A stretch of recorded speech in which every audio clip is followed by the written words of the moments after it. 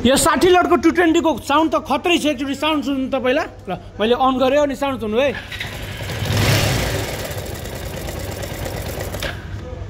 एकछिन है।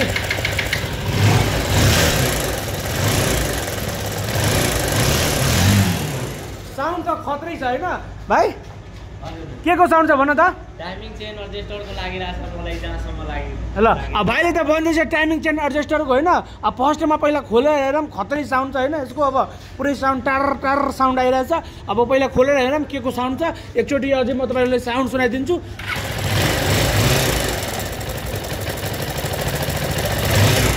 अब साउन्ड चाहिँ यस्तो खतरै साउन्ड छ है।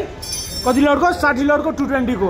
अब फाइनली यसको चाहिँ हामीले साउन्ड बनाउने दामीसँग। ल अहिले चाहिँ म चाहिँ यो 220 को चेन्ज गर्ने क्रममा पुरै यो चेम्बर एकचोटि हेर्न सक्नुहुन्छ। यो भित्र धेरै फोहोर थियो। अझै पनि मैले ब्रसले हेर्न सक्नुहुन्छ। यो ब्रसले पुरै घोटी यसको अब सक्दो दागीहरू निकाल्ने होइन।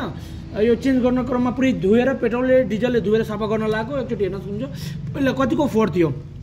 अझै पनि एकचोटि हेर्न सक्नुहुन्छ। यो चेम्बरहरू फुटेर यो के छ यो पुरै चेम्बरको दागीहरू जुन बुन्दा हुन्छ नि त्यो हेर्न सक्नुहुन्छ। यो कतिको छ।